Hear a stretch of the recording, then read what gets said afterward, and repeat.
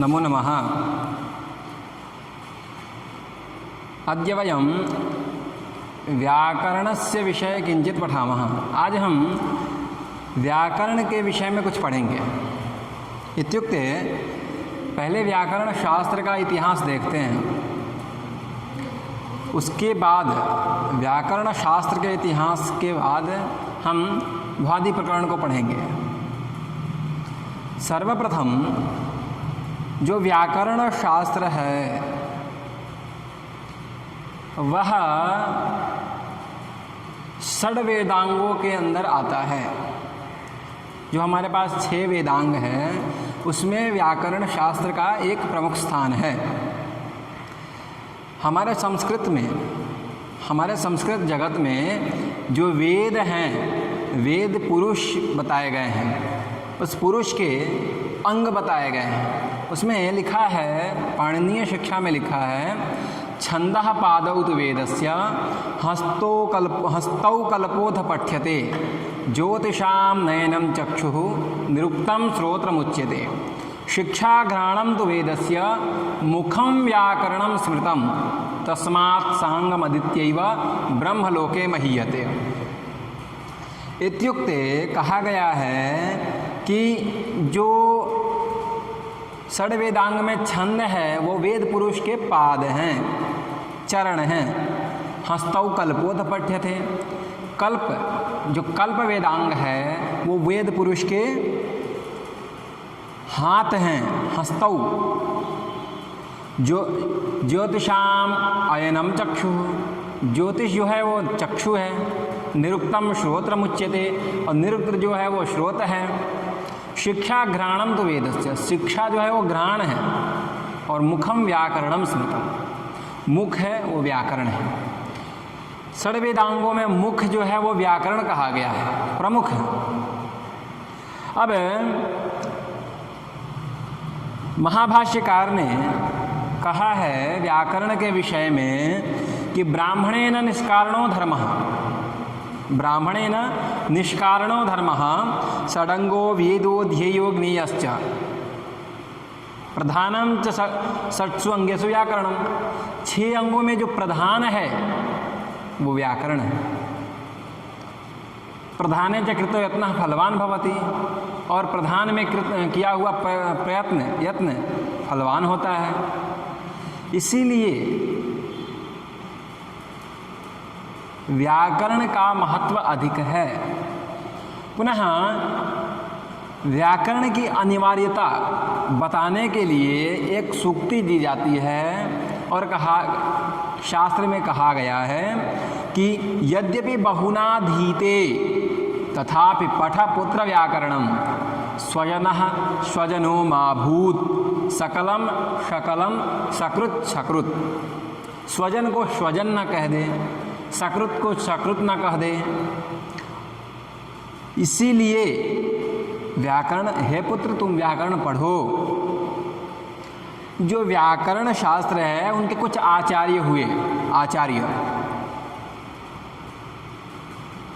कौन कौन हुए इसको देखते हैं, क्योंकि हमारे पास हम जो पढ़ते हैं वो पाणिनि का अष्टाध्यायी है। आचार्य पाणिनि ने जो अष्टाध्यायी 8 अध्यायों में व्यक्त करके लिखा है वो हमारे पास उपलब्ध है, हम उसी को पढ़ते हैं।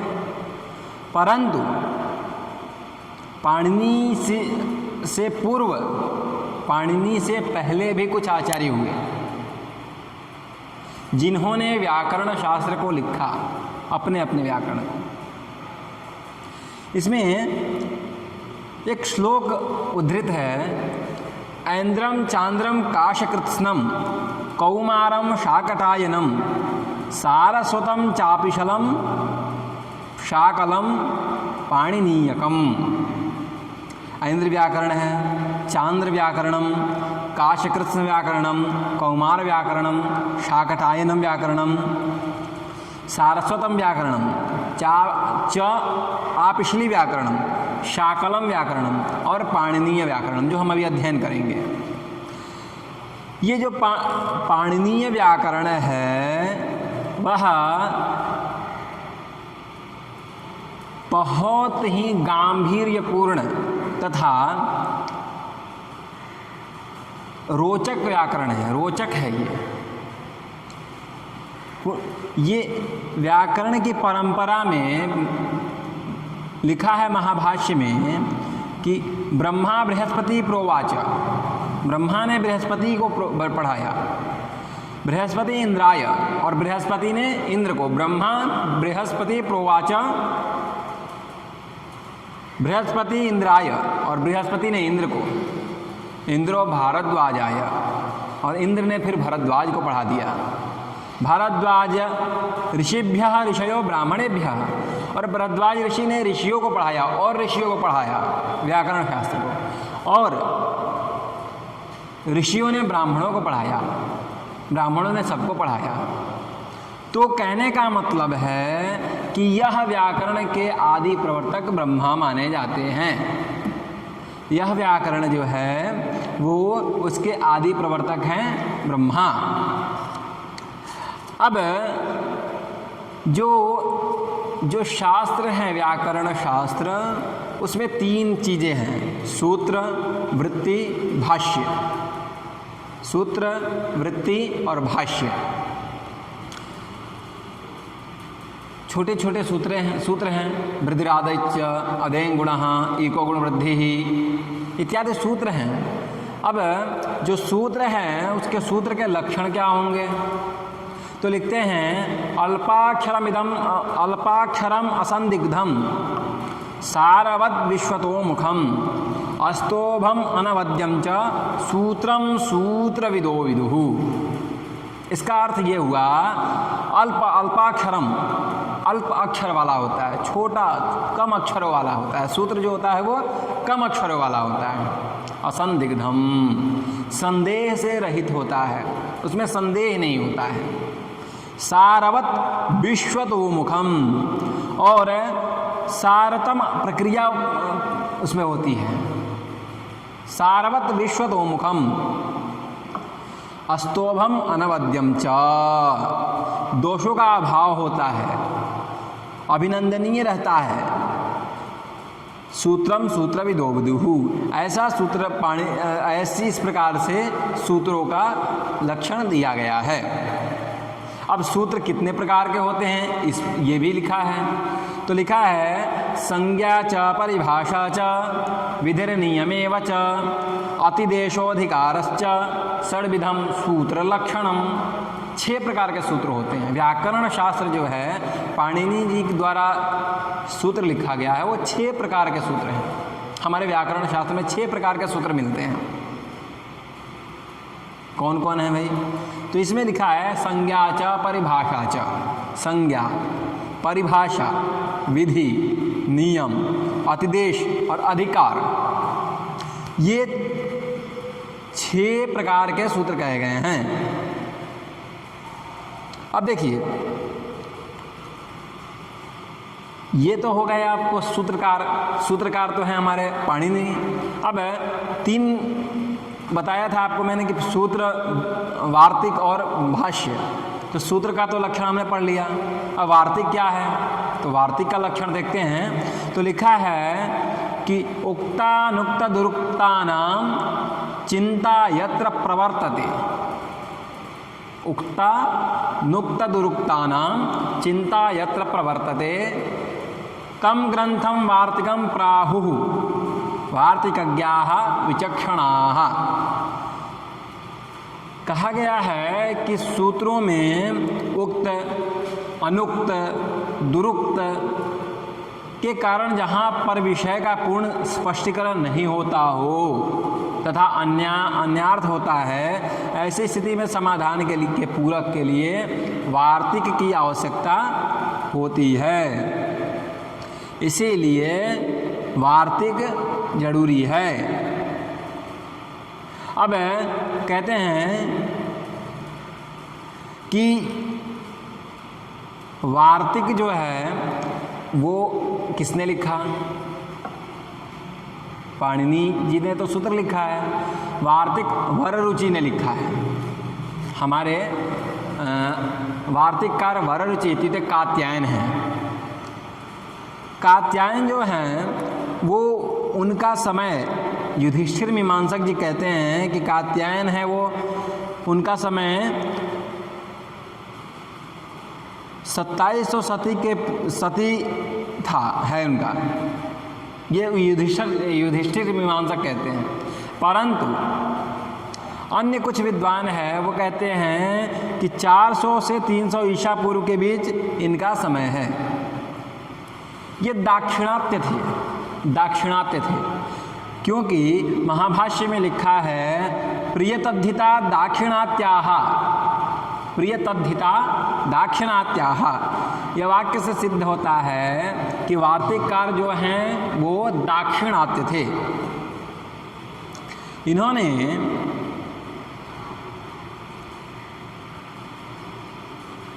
इन्होंने अष्टाध्यायी ग्रंथ को सरल बना दिया है वार्तिक लिख करके। जहाँ अष्टाध्यायी में जो सूत्र हैं, जो सूत्रों के ऊपर वार्तिक अगर नहीं होते हैं तो हमें समझने में कठिनाई होती, इन्होंने उसको सरल बना दिया है। अब आता है क्रम भाष्य का, महाभाष्य का, पतंजलि का क्रम आता है, आचार्य पतंजलि का। कात्यायन के बाद पतंजलि का नाम आता है। अब कहते हैं कि कात्यायन जो पतंजलि है उन्होंने महाभाष्य लिखा है, महाभाष्य। और महाभाष्य जब लिखा उन्होंने तो उसका लक्षण भी दिया। महाभाष्य का लक्षण क्या होता है? तो लिखा है सूत्रार्थो वर्ण्यते यत्र पदम सूत्रानुसारिभिः। फिर से सुनेंगे, सूत्रार्थो वर्ण्यते यत्र पदम सूत्रानुसारिभिः स्वपदानि च वर्ण्यन्ते भाष्यम भाष्यविदो विदुः। विद्वान लोग ऐसे कहते हैं कि अपने वैशिष्ट्य को वहन करने के कारण से इसे महाभाष्य कहा जाता है। पुनः कहते हैं कि भाष्य महाभाष्य के बारे में कि अन्यानि भाष्यानि एतत् महाभाष्यम महत्वं च इष्टादिभ्यो द्विपर्यन्तां तानाम् एव इष्टिः इत्यादि व्यवस्थापकारणात्। ये भाष्य के बारे में कहा गया। पुनः अब हम जो महाभाष्य है उसमें 84 या 85, 84, 85 आहनिक है। पतंजलि जो थे, आचार्य पतंजलि, महर्षि पतंजलि, वो केवल व्याकरण के ज्ञाता नहीं थे। उनके पास योग, चिकित्सा शास्त्र इत्यादि के भी ज्ञान रखते थे वो, क्योंकि लिखा है योगेन चित्तस्य पदेन वाचां मलं शरीरस्य च वैद्यकेन योपाकरोत्तं प्रवरं मुनीनां पतंजलिं प्राञ्जलिरानतोऽस्मि। इस प्रकार से पतंजलि के बारे में हमको मिलता है। संक्षेप में देखें तो हम सूत्रों को पढ़ें, वार्तिक को पढ़ें, महाभाष्य को पढ़ें तो हमें व्याकरण शास्त्र का स्पष्ट रूप से ज्ञान हो जाता है। हमारे शास्त्र में कहा भी गया है, एक बहुत अच्छी एक श्लोक कहा गया है, कौमुदी यदि आयाति वृथा भाष्ये परिश्रमः। कौमुदी यदि आयाति वृथा भाष्ये परिश्रमः, कौमुदी यदि नायाति वृथा भाष्ये परिश्रमः। यदि आपको कौमुदी आती है तो भाष्य में परिश्रम करने की ज़रूरत नहीं है। परंतु यदि आपको कौमुदी नहीं आती है तो आप वृथा भाष्य परिश्रम, आप बेकार के परिश्रम कर रहे हैं, आपको भाष्य नहीं आएंगे। इस प्रकार से हम संक्षेप में व्याकरण शास्त्र के बारे में जाने। अभी हम थोड़ा सा भ्वादि प्रकरण के बारे में पढ़ेंगे, कुछ सूत्रों को पढ़ेंगे। शास्त्र में हमारे 10 लकार बताए गए हैं। 10 लकार। हम साक्षात विषय पे आते हैं भ्वादि प्रकरण के ऊपर। तो शास्त्रों में हमारे 10 लकार बताए गए हैं। पहला लट, लिट, लुट, लिट, लेट, लोट, लंग, लिंग, लुंग, लिंग, ये 10 लकार बताए गए हैं। परंतु 10 लकारों में एक पंक्ति लिखी होती है, येषु येषु इति लकारेषु पंचमो लकारः छंदो मात्र गोचरः। जो 5वां लकार है, 5वां लकार, वो केवल छंदो मात्र गोचरः, वेद में पाए जाते हैं, केवल वेद में पाए जाते हैं। कौन सा? लेट लकार। लेट लकार जो है वो केवल वेद में ही प्राप्त होते हैं, अन्यत्र नहीं। अब एक श्लोक भी लिखा हुआ है इसके बारे में, लट वर्तमाने लेट वेदे, लेट वेदे, लट वर्तमाने लेट वेदे भूते लुंग लंग लिटस्तथा विद्याशौच लिंग लोटो लिट लिट लुंग च भविष्यति। इस प्रकार से श्लोक लिखा हुआ है। अब हम भ्वादि प्रकरण के प्रथम सूत्र को देखते हैं। लिखा है कि प्रथम सूत्र है लह कर्मणि च, लह कर्मणि च भावे, भावे चा कर्मकेभ्यः, चा कर्म के भ्यः। यह सूत्र है, पहला सूत्र भ्वादि प्रकरण का। इस सूत्र को सबसे पहले हम समझते हैं। अब सर्वप्रथम देखते हैं तो ये जो सूत्र है लह कर्मणि च भावे चा कर्म के भ्यः, इसमें कितने पद हैं? सबसे पहले ये देखते हैं कि इसमें कितने पद हैं। तो ये अनेक पदों वाला सूत्र है, अनेक पदों वाला यह सूत्र है। क्रम से देखते हैं, लह कर्मणि च भावे चा कर्म के भ्यः, कर्म के भ्यः, यह अनेक पदों वाला सूत्र है। लह, यहाँ जो लह है वो प्रथमांत शब्द है, प्रथमांत, लह प्रथमांत शब्द है, लह। अब दूसरा है कर्मणि, ये सप्तम्यंत शब्द है, सप्तम्यंत, सप्तम्यंत शब्द है। लह कर्मणि, लह प्रथमांत शब्द है, कर्मणि जो है वो सप्तम्यंत शब्द है। लह कर्मणि, लह कर्मणि च, च च अत्र च शब्द है, ये च, ये जो अव्यय है, इसको च, ये अव्यय है। लह कर्मणि च भावे, भावे, भावे है वो आप जानते हैं सप्तम्यंत शब्द है। कर्मणि भी सप्तम्यंत शब्द है और भावे भी, ये भी सप्तम्यंत शब्द है। लह कर्मणि च, लह कर्मणि च, च ये अव्यय है, भावे सप्तम्यंत शब्द है। च च अकर्म के भ्यः, च अकर्म के भ्यः, च यहाँ भी सप्तम्यंत शब्द है। ये अकर्म के भ्यः, अकर्म के भ्यः, च अकर्म के भ्यः, ये पंचम्यंत शब्द है।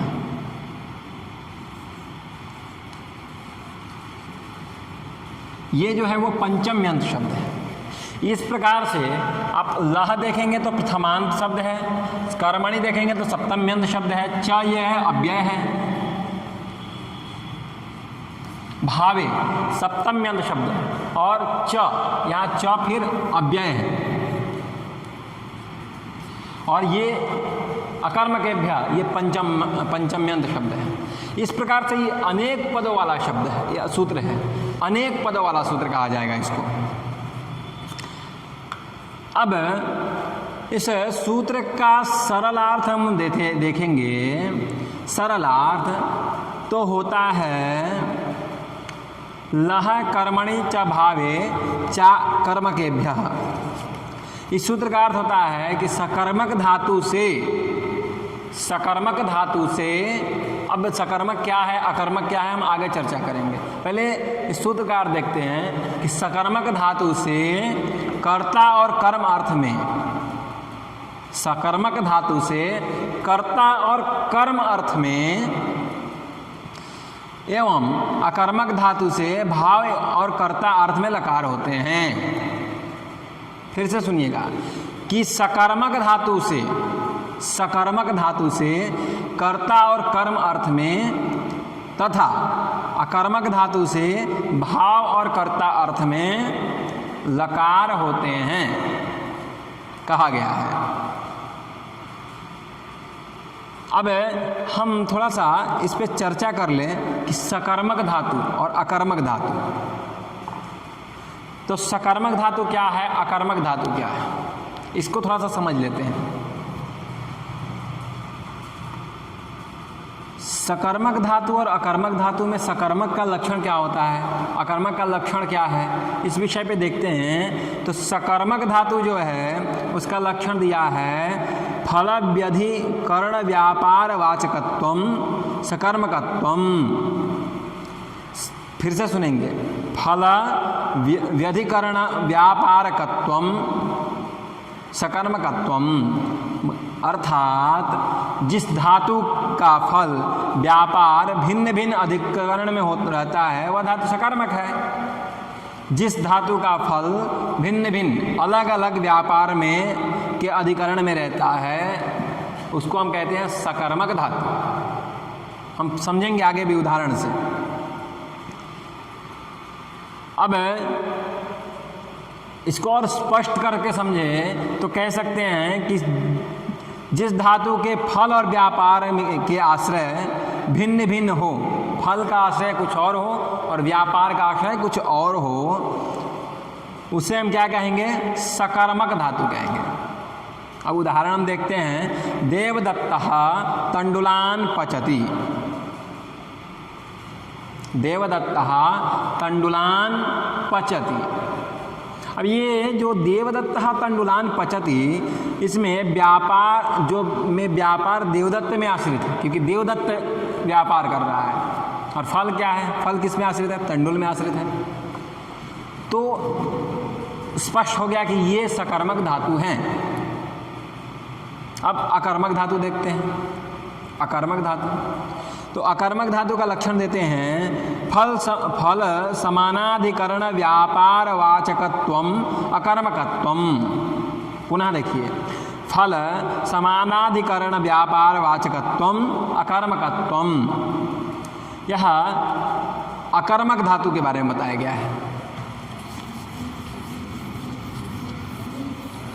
जो अकर्मक, अब पहले सकर्मक देखिए कि सकर्मक जो धातु हैं उसके उदाहरण दिए हैं। देवदत्तः, देवदत्तः तंडुलान पचति। तंडुलान पचति, तंडुलान पचति। व्यापार जो है और फल दोनों इसमें अलग अलग है। अब ये जो व्यापार क्रिया, व्यापार जो है वो देवदत्त कर रहा है। व्यापार कौन कर रहा है, देवदत्त कर रहा है। व्यापार कौन कर रहा है, यहाँ देवदत्त व्यापार जो है वो देवदत्त पे आश्रित है। और इसका फल क्या होगा, तंडुलान पचति, तंडुलान, तंडुल। इसका फल क्या होगा, तो तंडुल। तो ये इसको कहेंगे हम सकर्मक। ठीक है। अब अकर्मक धातु जो है उसका लक्षण मैंने अभी आपको बताया कि फल समानाधिकरण व्यापार वाचकत्वम अकर्मकत्वम। अकर्मक धातु क्या है, जिस धातु का फल और व्यापार एक ही अधिकरण में रहता हो वह धातु यहाँ अलग नहीं होगा, एक ही में रहेगा। जिस धातु का फल और व्यापार एक ही अधिकरण में रहता है वह धातु कहलाता है अकर्मक धातु। अब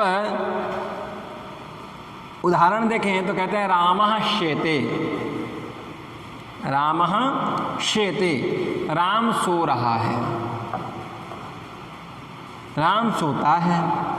इस वाक्य में व्यापार और फल राम पे आश्रित है, दूसरे पे नहीं।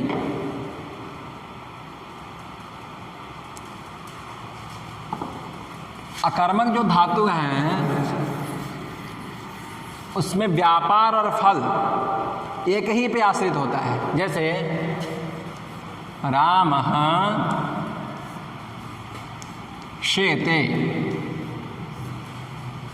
राम सो रहा है, राम का व्यापार कर रहा है और फल, सोने का फल किसको मिल रहा है? राम को मिल रहा है। इसलिए यहाँ जो व्यापार और फल है वो एक ही व्यक्ति को मिल रहा है, एक ही को मिल रहा है, इसलिए यह अकर्मक धातु है। सामान्यतः एक अकर्मक धातुओं के बारे में एक श्लोक कहा जाता है कि लज्जा सत्ता स्थिति जागरणम वृद्धि क्षय भय जीवित मरणम शयन क्रीडा रुचि दीप्त्यर्थम धातुगणम तम अकर्मकमाहु। लज्जा सत्ता स्थिति जागरणम नाश भय वृद्धि जीना मरना सोना खेलना रुचि दीप्ति, इस अर्थ में जो धातु हो वह अकर्मक धातु सामान्यतः कहे गए हैं। इस प्रकार से अगर देखें तो यह सूत्र कहता है कि सकर्मक धातुओं में से कर्ता और कर्म में, सकर्मक धातुओं से कर्ता और कर्म में तथा अकर्मक धातुओं से कर्ता और भाव में लकार होते हैं। मतलब सकर्मक धातु जब होगा तो कर्ता और कर्म में लकार होगा और अकर्मक धातु होगा तो कर्ता और भाव में लकार होगा। इस प्रकार से ये सूत्र कहता है लह कर्मणि च भावे चा कर्मकेभ्यः। यह सूत्र यही कहता है। द्वितीय सूत्र हम देखें तो द्वितीय सूत्र है हमारा वर्तमाने लट, वर्तमाने लट, यह सूत्र है। ये तृतीय अध्याय के द्वितीय पाद का 123वां नंबर सूत्र है। अब ये सूत्र कहता है, अब ये सूत्र को थोड़ा सा हम देखते हैं तो वर्तमाने लट, ये दो पद वाला सूत्र है। द्विपदमिदं सूत्रम, दो पद वाला सूत्र है। वर्तमाने में सप्तम्यंत पद है, वर्तमाने सप्तम्यंत पद है, ये सप्तम्यंत पद है। और लट, लट जो है वो प्रथमांत पद है।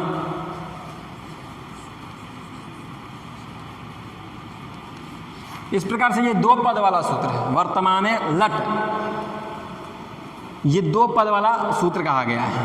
वर्तमान कालिक क्रिया से युक्त अर्थात वर्तमान काल में जो काम होते हैं उसमें लट लकार होते हैं, धातु में लट लकार होते हैं। बस इस सूत्र का ये अर्थ होता है कि वर्तमान काल में वर्तमान कालिक क्रिया जो होती है उस अर्थ में धातु में लट लकार होता है।